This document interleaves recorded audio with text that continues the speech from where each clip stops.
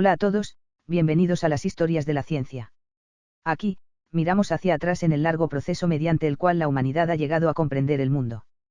Cómo esas exploraciones, ensayos y descubrimientos han ido transformando poco a poco nuestra forma de ver el universo y a nosotros mismos. En las historias de la ciencia, convertimos la ciencia en una narrativa. El hombre que redefinió el universo, de la bomba atómica a los agujeros negros. Si te dijera que la palabra agujero negro fue inventada por una sola persona, ¿me creerías? Espera, no apagues el vídeo, porque lo que viene es aún más sorprendente. Esa persona, también fue parte de la creación de la bomba atómica. Sí, has oído bien. Esa persona estuvo involucrada en la fabricación de las dos armas más poderosas de la historia de la humanidad, la bomba atómica y la bomba de hidrógeno. Es una locura, ¿verdad? Pero lo más increíble está por llegar. Este hombre, en sus últimos años, empezó a cuestionarse algo muy extraño. No se trataba de la guerra. No hablaba de armas. No, él empezó a preguntarse si la realidad, tal vez, no existiera en absoluto. No era una broma filosófica. Estaba hablando de física. Él decía que la esencia del universo no era la materia, sino la información. Como un código. Como el 0 y el 1. Puede sonar a ciencia ficción, pero el que dijo esto fue alguien que ayudó a la humanidad a encender el átomo. Su nombre era John Archibald Wheeler. Puede que no te suene mucho, pero su influencia está en todas partes. Fue él quien le dio el nombre al agujero negro. Fue él quien impulsó la era nuclear. Y fue él quien cambió la forma en que entendemos el universo. Pero aquí viene la gran pregunta. ¿Por qué, si era un físico que estudió el cosmos, se metió a construir las armas más peligrosas? ¿Por qué alguien que crea armas se va a estudiar los agujeros negros? Y aún más extraño. ¿Por qué, cuando llegó al borde de la ciencia, empezó a dudar de todo? ¿Por qué un hombre que tocó las fronteras de la ciencia también tocó las fronteras de la locura? Parece que estas tres preguntas no tienen relación entre sí, pero en la vida de Wheeler, todo está conectado. Es como un hilo invisible que lo lleva, desde el corazón del átomo, hasta el borde del universo. El 9 de julio de 1911, en un lugar muy común en Florida, Estados Unidos, nació alguien que cambiaría para siempre la física. John Archibald Wheeler. No venía de una familia rica. Ni siquiera de una familia científica. Pero tenía algo muy valioso, una biblioteca llena de libros. Su padre era bibliotecario. Un trabajo que podría sonar simple, pero que tuvo una gran influencia. Eso significaba que, desde pequeño, Wheeler vivió rodeado de conocimiento. Mientras otros niños jugaban con juguetes, él jugaba entre estantes de libros, con acceso ilimitado al saber. Te puedes imaginar la escena, un niño correteando entre las estanterías, hojeando libros, mirando imágenes, preguntando y, sobre todo, probando. Desde muy temprano, no le bastaba con saber las cosas. Quería hacer cosas. A los 10 años, ya había fabricado su propia calculadora con madera. No era precisa, pero era una máquina. Y más increíble aún, intentó crear un arma. Sí, con 10 años, empezó a investigar cómo lanzar objetos. El resultado fue que casi se voló a sí mismo. No fue un accidente. Fue su curiosidad. Esa curiosidad peligrosa típica de un científico. Ahora, si miramos hacia atrás, no es tan sorprendente que más tarde participara en la creación de la bomba atómica. Después de todo, solo estaba escalando su curiosidad. En 1926, con solo 15 años, mientras otros chicos aún resolvían problemas matemáticos, él ya estaba en la universidad, nada menos que en la Universidad Johns Hopkins, una de las mejores de Estados Unidos. Y no pasó por una fase de adaptación. No. Él simplemente aceleró su aprendizaje. La física, las matemáticas, las absorbió a la velocidad de la luz. A los 21 años, en 1933, ya era doctor. A esa edad, muchos todavía buscaban trabajo. Él ya estaba en la vanguardia de la física. Pero lo que realmente cambió su rumbo no fue su talento, sino una persona, Niels Bohr. Bohr estaba en Copenhague, el epicentro de la física cuántica en ese entonces. Y Willard, en lugar de ser un observador, se unió al círculo más cercano. Fue como si un nuevo jugador llegara directamente a enfrentarse al jefe final. Y allí, en Copenhague, aprendió algo que cambiaría su vida. No solo teoría, sino una forma de pensar. Pensar de manera no intuitiva. Aceptar la incertidumbre. Aceptar las contradicciones. Aceptar que la realidad no siempre es estable. Para él, ese mundo de locura matemática y física parecía más raro de lo que jamás había imaginado. 1939, un año clave. En ese momento, la física ya había comenzado a tomar decisiones muy arriesgadas. En ese año, Willard y Bohr publicaron un artículo que cambiaría el destino de la humanidad. El tema era nuclear. Decían que no todos los uranios eran iguales. El uranio 235 era el que realmente podía ser fisurado. Esa simple frase alteró todo el curso de la ciencia. En cierto sentido, esa no fue una publicación académica. Fue el botón de detonación de la historia mundial. Y justo en ese momento, la Segunda Guerra Mundial comenzó. La ciencia se unió a la guerra, y la pregunta ya no era ¿podemos entender el átomo? La pregunta ahora era ¿podemos usarlo? En 1942, Estados Unidos lanzó el Proyecto Manhattan, con un objetivo muy claro: construir una bomba atómica antes de que acabara la guerra. Y Willard, claro, no dudó en unirse. El lugar fue Chicago. Luego, Hanford. No eran simples ubicaciones, esos lugares serían claves en la historia de la humanidad. Allí, Willard no se dedicaba solo a las fórmulas. Estaba trabajando en lo práctico. En los reactores nucleares. Esos reactores que permitirían hacer posible la bomba. Y el verdadero desafío no era poner en marcha el reactor. El problema era mantenerlo funcionando. No dejar que se apagara. El veneno de neutrones. Un término químico, pero que casi destruye todo el proyecto. Si no resolvían este problema, el reactor no funcionaría. Y sin reactor, no habría bomba. Willard, junto con su equipo, encontró la solución. Pero no fue fácil. Fue una montaña rusa de cálculos y noches sin dormir. Y, por fin, en 1945, el resultado llegó.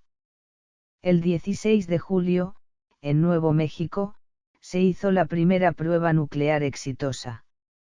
La humanidad había creado su propio sol. Y, luego, en agosto, cayeron 2 bombas nucleares en Japón, Hiroshima y Nagasaki. La guerra terminó, pero los problemas apenas comenzaban. Aunque muchos científicos comenzaron a cuestionarse si habían hecho lo correcto, Willard no se detuvo. Él no se arrepintió, ni se retiró. No fue un tema moral para él. La pregunta era, ¿qué significa esto? Él no pensaba en la guerra. Pensaba en las leyes, los mecanismos. Y, entonces, la gran pregunta se hacía cada vez más grande: si ahora controlamos el átomo, ¿qué sigue? ¿Más armas poderosas, o un entendimiento más profundo? Y fue esa curiosidad insaciable lo que lo llevó a lugares más oscuros, lugares de los que ni siquiera la luz podía escapar. Después de 1945, el mundo se calmó un poco. Pero esa calma, era como la pausa antes de una tormenta. Porque había otro competidor en camino. 1949, la Unión Soviética hizo su primera prueba nuclear con éxito.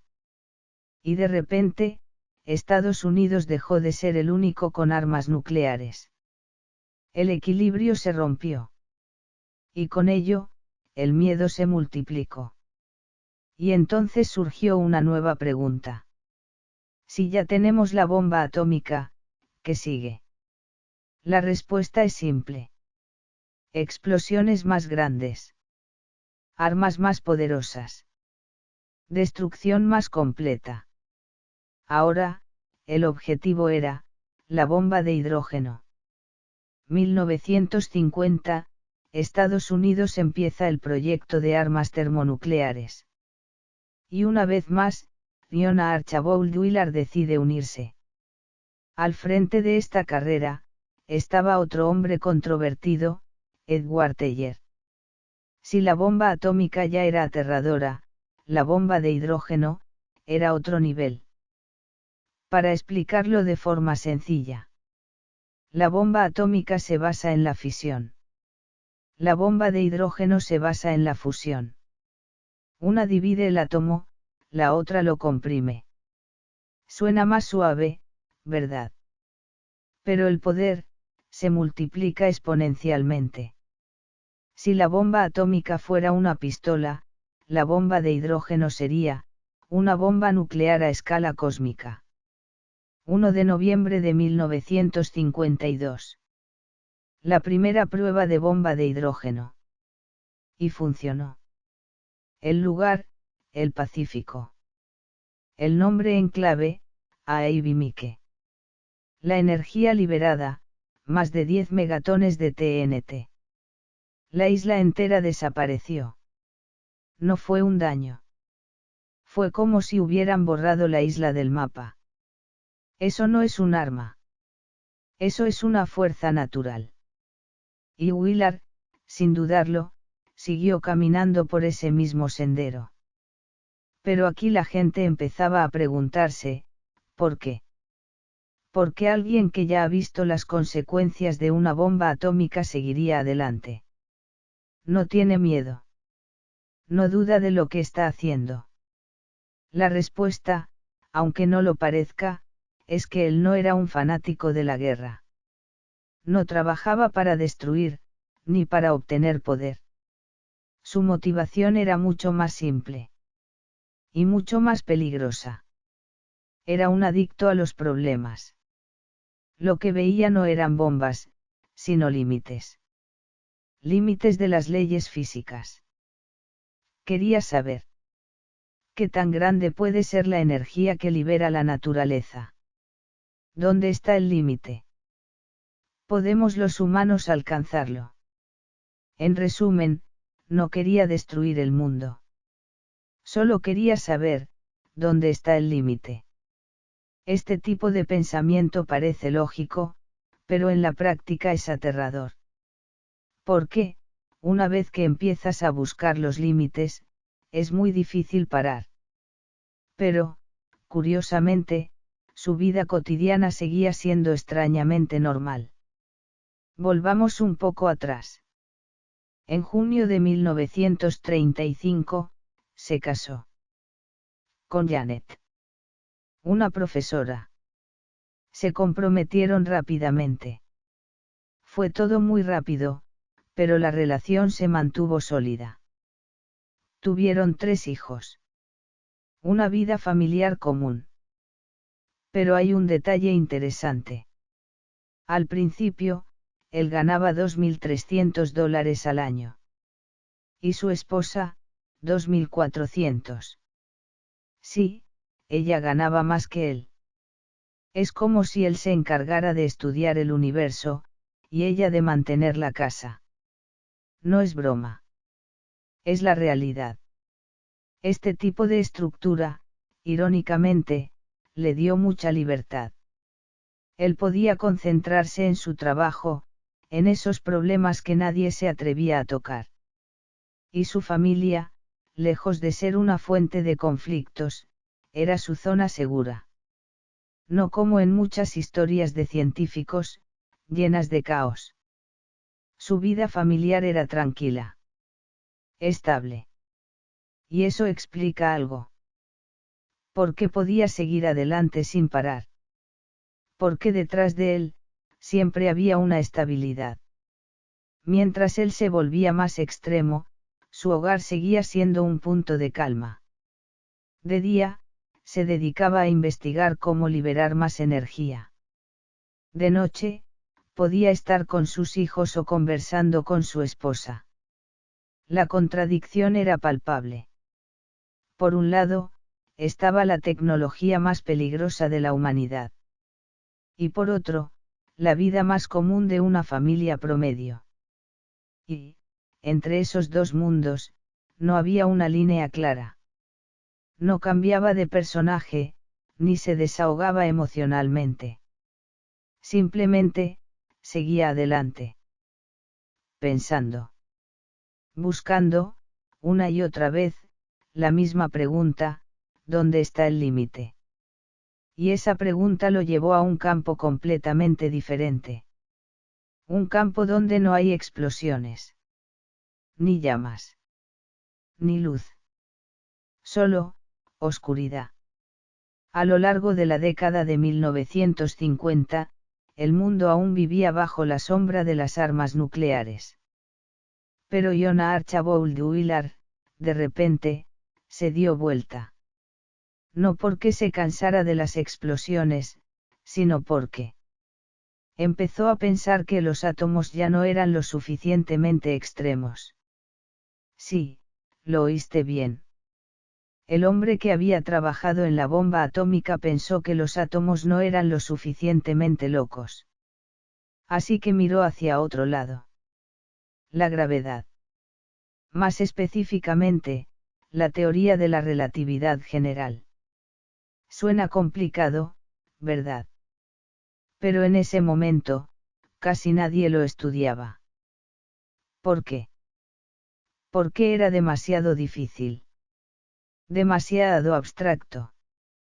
Y, para ser sinceros, demasiado inútil. La física moderna estaba centrada en partículas, en el núcleo, en lo cuántico. Áreas que generaban resultados. Y hasta armas. Pero, la gravedad. No se puede ver, ni tocar, ni calcular. Ni siquiera las ecuaciones son fáciles de entender. De hecho, en ese momento, la gravedad era un campo completamente olvidado. Y fue ahí cuando Wheeler, en lugar de cambiar de campo, decidió tirarse al abismo. Volvió a la Universidad de Princeton y empezó a redefinir cómo se debía estudiar la gravedad. Pero aquí surge la pregunta, ¿qué podía hacer él solo? La respuesta era clara, no iba a hacerlo solo. Su idea no era solo formar expertos, sino crear una nueva generación de pensadores. Él no quería crear máquinas para resolver problemas, sino verdaderos pensadores. Su método en clase era muy especial. No solo enseñaba teoría. Sobre todo, hacía preguntas. ¿Por qué? ¿Y si lo miramos al revés? ¿Estás seguro de eso? Tan pronto como un estudiante respondía, él no paraba de preguntar. Hasta que terminabas cuestionando todo lo que pensabas. Su clase no era un aula. Era una sala de interrogatorios. Pero funcionaba. Porque lo que él formaba no era gente que resolviera problemas, sino gente que pensaba. Y de esa manera, una nueva generación comenzó a surgir. Uno de ellos fue Richard Feynman. Un genio, y también un loco de la física. Y, aunque Feynman tenía su propio estilo, también fue influenciado por Euler. Otro de esos estudiantes fue Kip Thorne. Y más tarde, sería una pieza clave en la física gravitacional. Hoy en día, los avances en agujeros negros y ondas gravitacionales no pueden entenderse sin él. Incluso, en 2017, recibió el premio Nobel. Piensa en esto, décadas después de que Euler sembrara esas semillas, los frutos comenzaron a aparecer. Él formó 46 doctores, creando una especie de ejército de físicos. No era una persona. Era una línea de producción de científicos de primer nivel.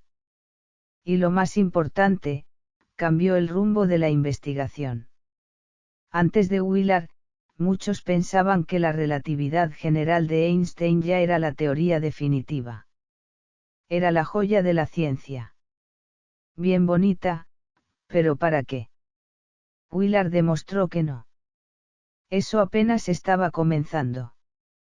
La llevó de vuelta a la vanguardia, planteando nuevas preguntas. ¿Qué es un agujero negro? ¿Puede el espacio curvarse hasta un extremo?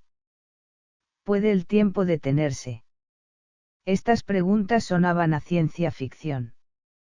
Pero él insistió, son preguntas reales. Y, con esa insistencia, hizo que los científicos comenzaran a estudiar, calcular y entender. Y lo más impresionante, inventó un nuevo lenguaje para explicar conceptos complejos.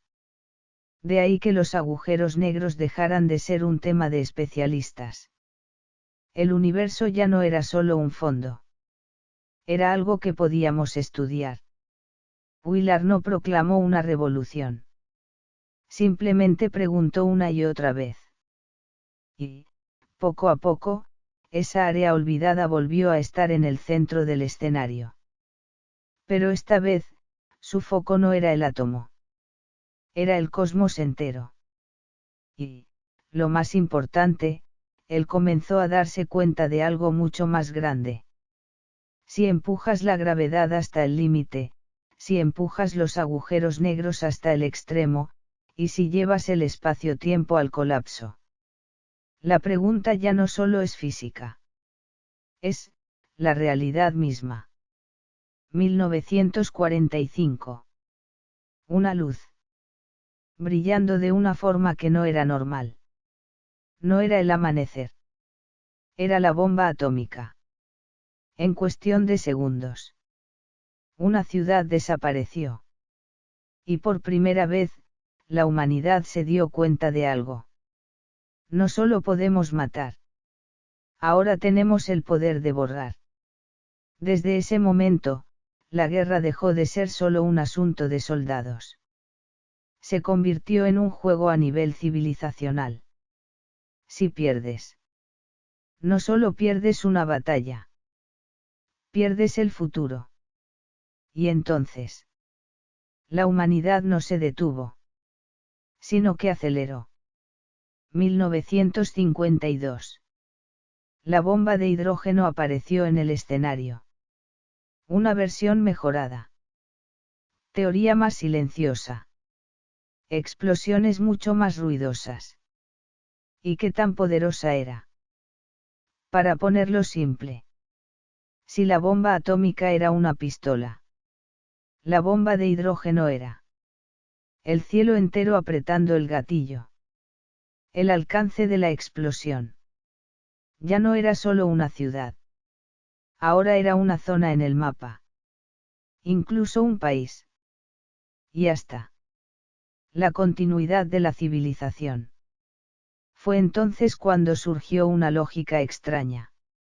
Mientras más fuerte eres, menos te atreves a usar tu poder. Porque una vez que lo usas, todos nos vamos al mismo tiempo. Y ahí estaba el núcleo de la Guerra Fría. No era una lucha de poder. Era una lucha de quien tenía más miedo a morir. Estados Unidos acumulaba. La Unión Soviética acumulaba también. Los números no paraban de subir. De decenas. A cientos. De cientos. A miles. ¿Hasta qué punto? Hasta el punto de que podrían destruir el planeta varias veces. Suena gracioso, ¿verdad? Pero nadie se ríe. Porque una sola destrucción es suficiente. Lo demás solo es horas extras. Y entonces. El mundo entró en una paz extraña. Una paz mantenida por el miedo. Tú no me tocas, yo no te toco.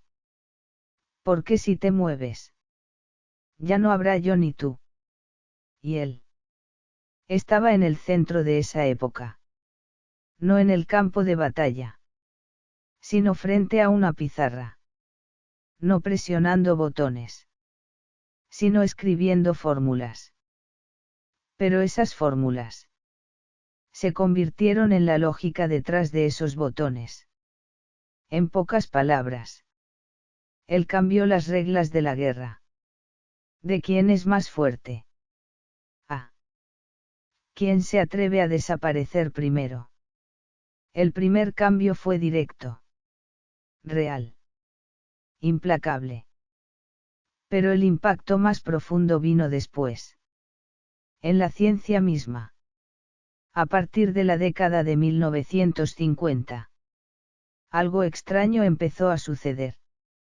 Los más brillantes comenzaron a alejarse de la física nuclear. Ya no querían hacer bombas más grandes. Ahora querían saber cómo funciona el universo. Así que la dirección cambió. De los átomos a la gravedad.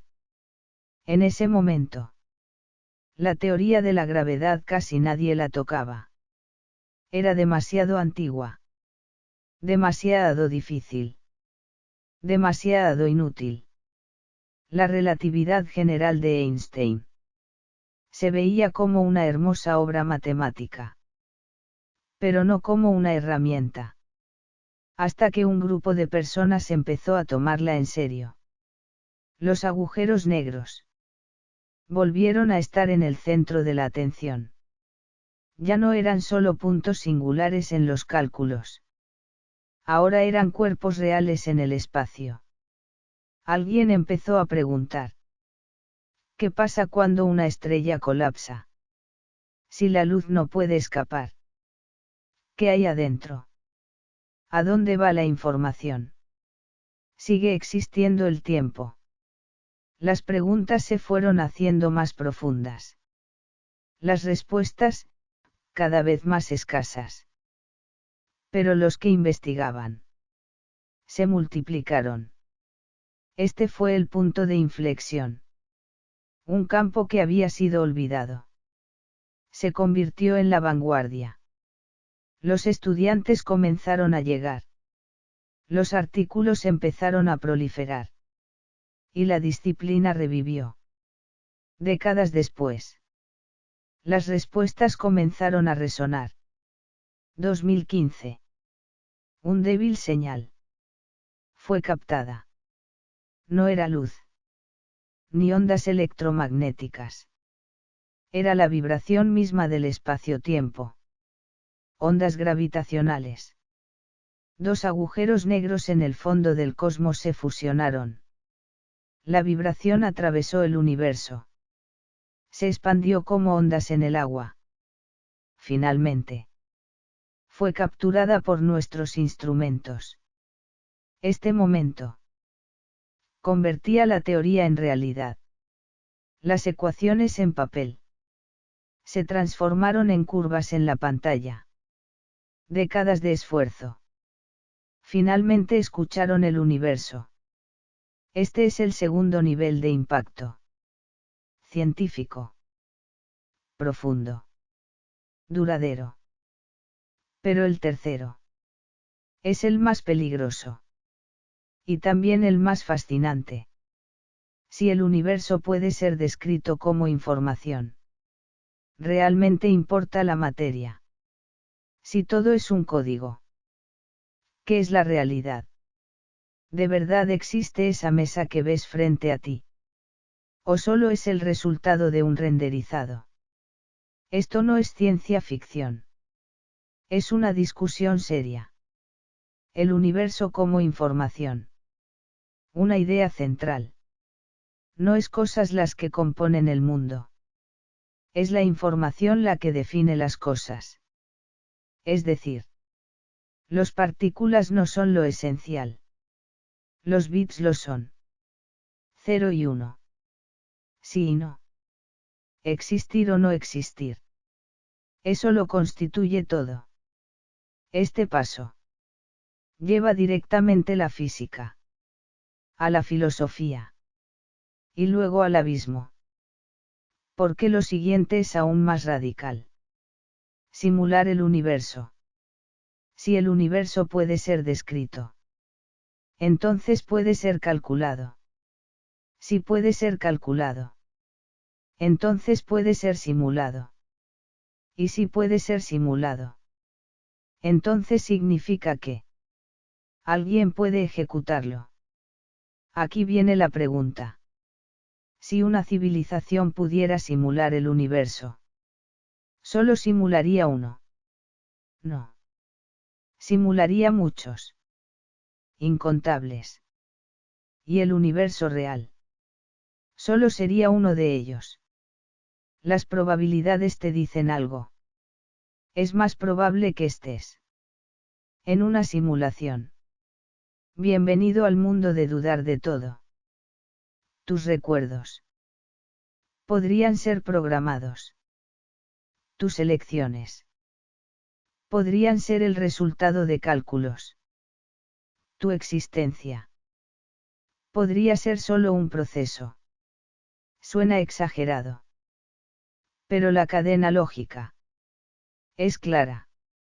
Y cada vez más personas están tomando esto en serio. Este es el tercer nivel de impacto. El pensamiento no destruye ciudades, pero destruye tu percepción. Comienzas a dudar. ¿De verdad existe el realidad? Y luego está el último nivel. El más silencioso. Pero el más duradero. Sus estudiantes. Los herederos de sus ideas. No es un solo nombre. Es un grupo de personas. Dispersos en diversos campos. Algunos estudian agujeros negros. Otros estudian la información cuántica. Otros investigan los orígenes del universo. No necesariamente hacen lo mismo. Pero tienen un punto en común. No tienen miedo de hacer preguntas. Sobre todo, esas preguntas que suenan peligrosas. ¿Y si el tiempo no existiera? ¿Y si la información no desapareciera? ¿Y si la realidad fuera solo una aproximación? Estas preguntas harían fruncir el ceño a cualquiera. Pero ellos siguen. Siguen persiguiéndolas. Hasta que la lógica se rompa. O el mundo cambie. Este es el impacto que se extiende. No en una línea. Sino en una red. Desde una persona. Se expande a una generación. Y luego a más personas. Como ondas en el agua. Cada vez más lejos. Puede que no lo conozcas. Pero muchos de los conceptos que usas ya llevan su huella. Agujeros negros. Información. La estructura del universo. Incluso tus dudas sobre la realidad. Nada de eso viene de la nada. Finalmente. Una frase. Su mayor invención. No fueron armas. No teorías. Ni siquiera agujeros negros. Fue la gente. Una generación que sigue pensando. Una generación que sigue preguntando. Una generación que no se conforma con las respuestas. Mientras esos individuos sigan aquí, las preguntas no se acabarán. Y el universo no se quedará en silencio. 1976. Tomó una decisión. Se mudó a Texas. Suena a jubilación. Pero en realidad era más bien, un cambio de campo de batalla. De la costa al interior. Del mundo nuclear al universo. A la edad en la que muchos ya piensan en jardines. Él pensaba en, los bordes de los agujeros negros. El tiempo siguió su curso. Y él no se detuvo. De hecho, se volvió aún más extraño. En sus clases. Seguía haciendo preguntas. Más que los estudiantes. A veces. Los estudiantes solo querían entregar su tarea. Pero él quería reescribir el universo. Cuando llegó a los 80. La mayoría de las personas ya estaban atadas a su sofá.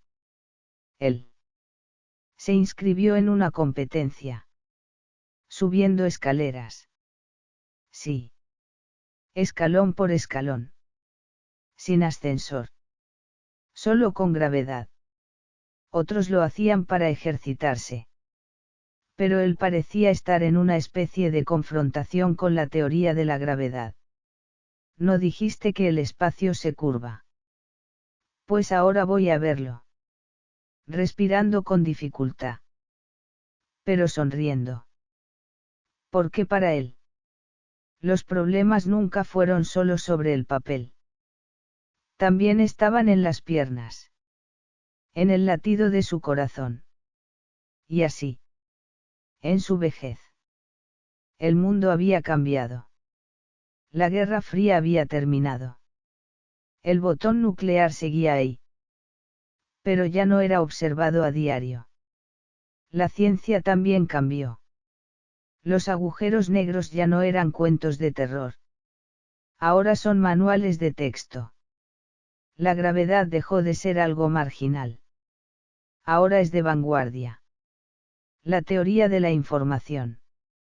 Estaba permeando todo. Computadoras. Internet. Información cuántica. El mundo se parecía cada vez más al que él describió. Un gigantesco sistema de procesamiento.